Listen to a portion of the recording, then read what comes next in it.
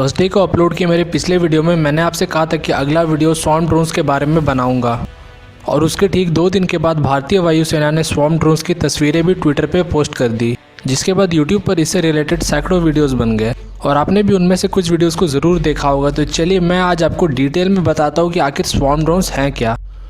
Drones का मतलब आपको पता है, ड्रोन्स का मतलब है यूएवी यानी अनमैन्ड एरियल व्हीकल। स्वॉर्म का मतलब होता है मधुमक्खियों का छत्ता। आपने देखा होगा जब भी मधुमक्खी के किसी छत्ते पे पत्थर मारा जाता है तो सारी मधुमक्खियाँ एक साथ झुंड बना के अपने टारगेट पर अटैक कर देती है। इसी झुंड को बोलते हैं स्वॉर्म। अगर हम नेचर को ऑब्जर्व करें तो हमें पता चलता है कि हर चीज़ में एक बड़ा ऑब्जेक्ट बनाने से ज़्यादा कारगर होता है बहुत सारे छोटे छोटे ऑब्जेक्ट्स को बनाना और उन सब से एक ही काम को एक ही समय पे करवाना। एग्जाम्पल के लिए मान लीजिए अगर हमें दुश्मन के किसी बेस को तबाह करना है तो हम अपने ड्रोन्स में उस जगह का लोकेशन फीड कर देंगे और बाकी सारी इन्फॉर्मेशन भी ड्रोन्स में डाल देंगे, जैसे कि ड्रोन्स को किस रूट से होकर के जाना है, ड्रोन्स को किस तरह से अटैक करना है, किस वेपन को कब यूज़ करना है और किस फॉर्मेशन में जाकर के अटैक करना है और अटैक करने के बाद वापस आना है या वहीं रुकना है। उसके बाद हम अपने ड्रोन्स को जिस तरह का आर्मामेंट हमें चाहिए वैसा उस पर लोड कर देंगे, यानी कि अगर उसे मिसाइल दागना है तो नीचे मिसाइल लोड कर दिया जाएगा, वरना कोई राइफल या पिस्टल लोड कर दिया जाएगा जिससे सैनिकों के ऊपर वो फायर करे। और एक बटन दबाते ही एक साथ 50 से लेकर के 100 छोटे छोटे ड्रोन्स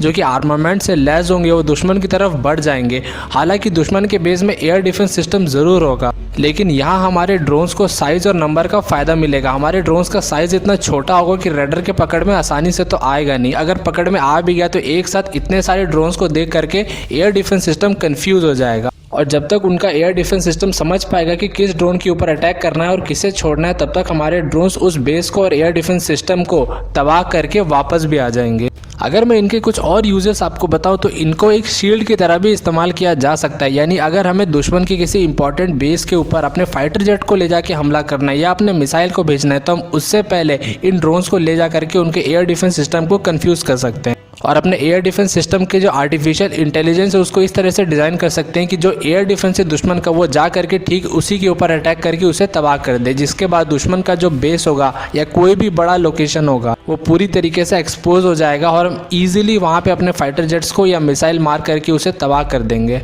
अब समझते हैं कि इसका इस्तेमाल कहाँ पे किया जाएगा। मैंने पिछले वीडियो में आपको बताया था कि इन्हें एयरक्राफ्ट कैरियर के ऊपर लगाना बहुत ही ज़्यादा अच्छा है और इन्हें इलेक्ट्रोमैग्नेटिक रेल गन के मदद से लॉन्च कर सकते हैं और ये जा करके दुश्मन के वॉरशिप को डुबा के आ सकते हैं। इसके साथ साथ हमें इंडियन एयरफोर्स की तरफ से गुप्त जानकारी मिली है कि इंडियन एयरफोर्स अपने फाइटर जेट की मदद से इन्हें लॉन्च करने की तैयारी कर रहा है और स्पेसिफिकली बात करें तो पुराने हो चुके जैगुआर फाइटर जेट को इस्तेमाल किया जाएगा इन ड्रोन्स को लॉन्च करने के लिए। दरअसल ये ड्रोन्स इतने छोटे हैं कि अपने से इतना ज़्यादा फोर्स जनरेट नहीं कर पाएंगे कि हाई स्पीड में दुश्मन की तरफ बढ़ पाएँ और अगर ये बहुत दूर से उड़ करके दुश्मन के पास जाते हैं तो ना इनके पास उतना ज़्यादा फ्यूल कैपेसिटी होगा क्योंकि इनका साइज़ छोटा है और ना ही ये हाई स्पीड में दुश्मन के ऊपर अटैक कर पाएंगे जिनके लिए इन्हें रखा गया है। तो भारतीय वायुसेना इन ड्रोन्स को जैगुआर जैसे फाइटर जेट के नीचे अटैच कर देगी और Jaguar fighter jet high speed में दुश्मन के ऊपर से उड़ेगा और जैसे ही दुश्मन के पास पहुंचेगा वहां से ये ड्रोन को नीचे छोड़ देगा, तब ये ड्रोन फुल स्पीड से दुश्मन की तरफ आगे बढ़ेंगे और उस पर अटैक कर पाएंगे।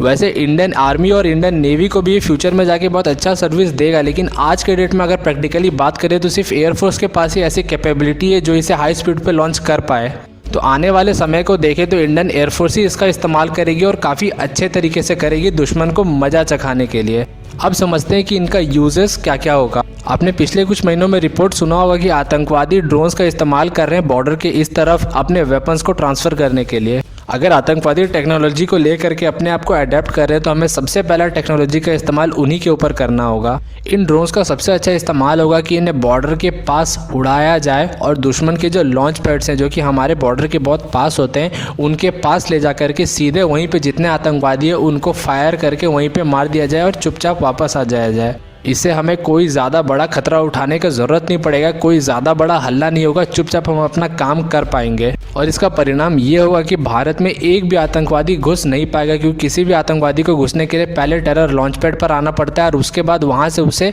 यहाँ के लिए तैयार किया जाता है। अगर वो वहाँ तक ही नहीं पहुँच पाएगा वहीं पर उन्हें मार दिया जाएगा रेगुलर बेसिस पे, तो कुछ ही दिनों में आतंकवादियों का भारत में घुसना बहुत हद तक कम हो जाएगा। इसके बाद आतंकवादियों को भारत में घुसने के लिए कोई नया रास्ता या कोई नया तरीका ढूंढना पड़ेगा जिनमें इन ड्रोन से वो बच सके। हो सकता है वो इनसे बचने के लिए अंडरग्राउंड टनल्स का इस्तेमाल करें। हाल ही में सेना ने एक अंडरग्राउंड टनल को भी खोज निकाला जो कि घुसपैठ के लिए इस्तेमाल किया जा रहा था पाकिस्तान से भारत की तरफ। आप में से कुछ लोगों के मन में ये सवाल आ सकते हैं कि भारत ऐसे छोटे छोटे ड्रोन्स क्यों बना रहा है, जबकि वो अमेरिका जैसे और इजराइल जैसे बड़े बड़े साइज़ के ड्रोन्स बना सकता है जो एक ही बार में दूर जा करके दुश्मन को मार सके। दरअसल छोटे ड्रोन्स और बड़े ड्रोन्स दोनों के अपने अपने फ़ायदे और नुकसान हैं। अगर आपको दूर दुश्मन के टेरिटरी में घुस करके किसी आतंकवादी को मारना है तो उसके लिए आपको बड़े ड्रोन्स का ही इस्तेमाल करना पड़ेगा, जिनमें बहुत ज़्यादा फ्यूल कैपेसिटी हो, जो कि दूर तक ट्रैवल करके किसी दुश्मन के टेरिटरी में घुस सके और वापस आ सके। लेकिन अगर हमें बॉर्डर के पास खड़े हुए ज़मीन पे बैठे कुछ 2, 4, 10 आतंकवादियों को मारना है तो उसके लिए वो बड़े ड्रोन्स काम नहीं आएंगे। उनके लिए बस यही ड्रोन सबसे ज़्यादा कारगर हैं, जिन्हें 10-12 नंबर में हम भेज सकें और ज़मीन पे खड़े आतंकवादियों को मार सकें।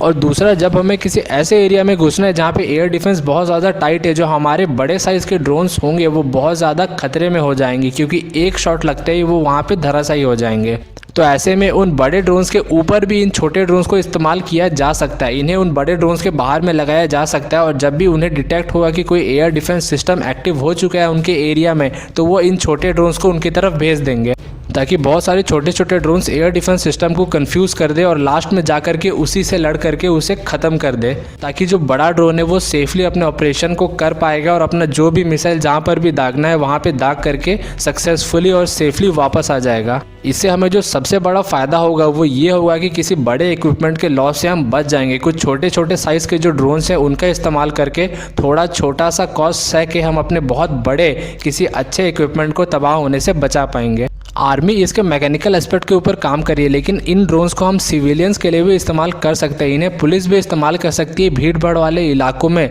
आतंकवादियों को या फिर चोर डकैत को ढूंढने के लिए। लेकिन उस काम के लिए ये ज़रूरी हो जाता है कि हम इसके फिजिकल एस्पेक्ट से ज़्यादा इसके अंदर जो AI यानी आर्टिफिशियल इंटेलिजेंस की टेक्नोलॉजी है उसके ऊपर काम करें, क्योंकि जितना ज़्यादा इसका AI स्ट्रांग होगा उतना ज़्यादा तेज़ इसका दिमाग होगा और उतना ज़्यादा काम ये हमारे बीच में रह के कर पाएगा। अगर इनके AI को अच्छे तरह से डेवलप किया गया तो फ्यूचर में ये पुलिस जैसे विभाग के बहुत बड़े साथी बन करके उभर सकते हैं। ये उनका मदद कर सकते हैं अपने किसी भी चोर डकैतों को पकड़ने में, और इसका इस्तेमाल हमारे स्पेशल फोर्सेस भी कर सकते हैं बहुत ही अच्छे तरीके से। जिस भी लोकेशन में वो स्ट्राइक करने वाले हैं वहाँ पे पहले इन्हें भेज करके वहाँ का मुआयना करने के लिए कि कितने लोग वहाँ पे बैठे हैं। तो कुल मिला के बात की जाए तो ये टेक्नोलॉजी फ्यूचर की सबसे बड़ी टेक्नोलॉजी बन करके उभर सकती है। और अच्छी बात यह है कि भारत जितना जल्दी इसके तरफ आगे बढ़ जाए भारत के लिए उतना ज़्यादा फायदेमंद होगा। तो दोस्तों उम्मीद करता हूँ वीडियो पसंद आया होगा। अगर पसंद आया तो लाइक करके अपना प्यार दिखा सकते हैं और चैनल को आप सब्सक्राइब कर सकते हैं ऐसे ही मज़ेदार वीडियोस हर दिन देखते रहने के लिए। और आप हमें इंस्टाग्राम पे भी फॉलो कर सकते हैं, वहाँ भी हम बहुत ही ज़्यादा मोटिवेशनल कंटेंट डालते हैं। उसका लिंक आपको नीचे डिस्क्रिप्शन में मिल जाएगा।